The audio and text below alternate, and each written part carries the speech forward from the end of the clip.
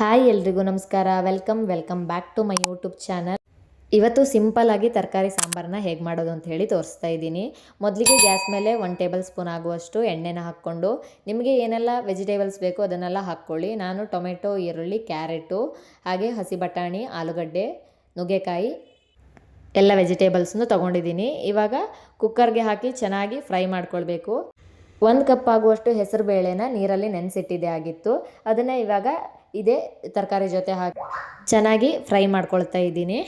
ಹಾಗೆ ಚೆನ್ನಾಗಿ ಫ್ರೈ ಆಗಿದ ಕೂಡಲೇ ಇದಕ್ಕೆ ಎಷ್ಟು ನೀರು ಬೇಕು ಅಷ್ಟು ಸೇರಿಸ್ಕೊಳ್ತಾ ಇದ್ದೀನಿ.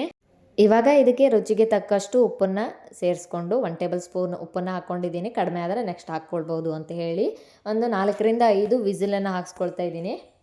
ಇನ್ನೊಂದು ಕಡೆ ಒಂದು ಕಡಾಯಿಗೆ 1 ಟೇಬಲ್ ಸ್ಪೂನ್ ಆಗುವಷ್ಟು ಎಣ್ಣೆ, ಬೇವಿನ ಸೊಪ್ಪು, ಜಜ್ಜಿಟ್ಕೊಂಡಿರುವಂತಹ ಶುಂಠಿ ಮತ್ತು ಬೆಳ್ಳುಳ್ಳಿ, ಹಾಗೆ ಅರ್ಧ ಟೇಬಲ್ ಸ್ಪೂನ್ ಆಗುವಷ್ಟು ಸಾಸಿವೆ, ಅರ್ಧ ಟೇಬಲ್ ಸ್ಪೂನ್ ಆಗುವಷ್ಟು ಕಡಲೆಬೇಳೆನ ಹಾಕಿ ಸೇರಿಸ್ಕೊಳ್ತಾ ಇದ್ದೀನಿ. ಒಂದು ಅರ್ಧ ಈರುಳ್ಳಿನ ಕಟ್ ಮಾಡಿಟ್ಕೊಂಡಿದ್ದೀನಿ, ಹಾಗೆ ಅರ್ಧ ಟೊಮೆಟೊನ ಕಟ್ ಮಾಡಿಟ್ಕೊಂಡಿದ್ದೀನಿ. ಅದನ್ನು ಕೂಡ ಇವಾಗ ಇದಕ್ಕೆ ಸೇರಿಸ್ಕೊಂಡು ಫ್ರೈ ಮಾಡ್ಕೊಳ್ತಾ ಇದ್ದೀನಿ. ಚೆನ್ನಾಗಿ ಫ್ರೈ ಮಾಡ್ಕೊಳ್ಬೇಕು. ಹಸಿ ವಾಸನೆ ಎಲ್ಲ ಹೋಗೋ ತನಕ ಫ್ರೈ ಮಾಡ್ಕೊಳ್ಬೇಕು. ಇಲ್ಲ ಚೆನ್ನಾಗಿ ಬೆಂದಿಲ್ಲ ಅಂತ ಹೇಳಿದರೆ ಸಾರು ಕೂಡ ಅಷ್ಟು ಟೇಸ್ಟಾಗಿರಲ್ಲ. ಇವಾಗ ಇದಕ್ಕೆ 2ರಿಂದ 3 ಒಣಮೆಣಸನ್ನು ಸೇರಿಸ್ಕೊಳ್ತಾ ಇದ್ದೀನಿ. ಹಾಗೆ ಒಂದು ಅರ್ಧ ಟೇಬಲ್ ಸ್ಪೂನ್ ಆಗುವಷ್ಟು ಉದ್ದಿನಬೇಳೆನೂ ಕೂಡ ಹಾಕ್ಕೊಳ್ತಾ ಇದ್ದೀನಿ. ನಿಮಗೆ ಈ ಸಾಂಬಾರಿಗೆ ಬೇಕಿದ್ರೆ ಬೇರೆ ಬೇರೆ ತರಕಾರಿನೂ ಕೂಡ ಹಾಕ್ಕೊಳ್ಬೋದು. ನನಗೆ ಯಾವುದೆಲ್ಲ ತರಕಾರಿ ಇಷ್ಟ ಅದನ್ನು ಮಾತ್ರ ಆ್ಯಡ್ ಮಾಡ್ಕೊಂಡಿದ್ದೀನಿ. ನಿಮಗೆ ಬೇರೆ ಏನಾದರೂ ತರಕಾರಿ ಇಷ್ಟ ಇದ್ದರೆ ಅದನ್ನು ಹಾಕ್ಕೊಳ್ಬೋದು. ಇವಾಗ ವಿಸಿಲ್ ಹಾಕ್ಸ್ಕೊಂಡು ಇಟ್ಕೊಂಡಿದ್ದೀವಲ್ಲ, ವಿಸಿಲ್ ಹಾಕಿ ಬೇಳೆನೆಲ್ಲ ಬೇಯಿಸ್ಕೊಂಡು ಇಟ್ಕೊಂಡಿದ್ದನ್ನ ಇವಾಗ ಇದಕ್ಕೆ ಸೇರಿಸ್ಕೊಳ್ತಾ ಇದ್ದೀನಿ. ಇವಾಗ ಎರಡನ್ನೂ ಚೆನ್ನಾಗಿ ಮಿಕ್ಸ್ ಮಾಡ್ಕೊಳ್ಬೇಕು. ಒಂದು 2 ಕುದಿ ಬರೋ ತನಕ ಚೆನ್ನಾಗಿ ಕುದಿಸ್ಬೇಕು. ಇದಕ್ಕೆ ಗ್ರೈಂಡ್ ಮಾಡಿ ಯಾವ ರೀತಿಯಾದಂತಹ ಐಟಮನ್ನು ಸೇರಿಸ್ತಾ ಇಲ್ಲ. ಇದನ್ನು ಜಸ್ಟ್ ಪೌಡರಲ್ಲಿ ಮಾತ್ರ ಸಿಂಪಲ್ಲಾಗಿ ಮಾಡ್ತಾ ಇರೋದು.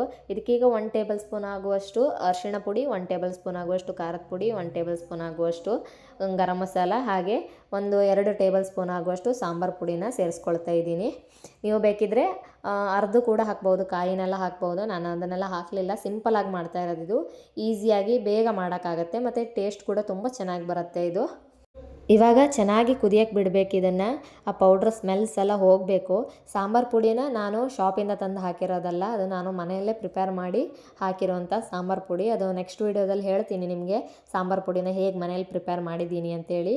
ಇವಾಗ ಸ್ವಲ್ಪ ಸಾಂಬಾರು ಪುಡಿಗೆ ನೀರನ್ನು ಹಾಕಿ ಅದರ ಜೊತೆ ಸ್ವಲ್ಪ ಹುಣಸೆ ಹಣ್ಣನ್ನು ಹಾಕಿ ಮಿಕ್ಸ್ ಮಾಡಿ ಸೇರಿಸ್ತಾ ಇದ್ದೀನಿ.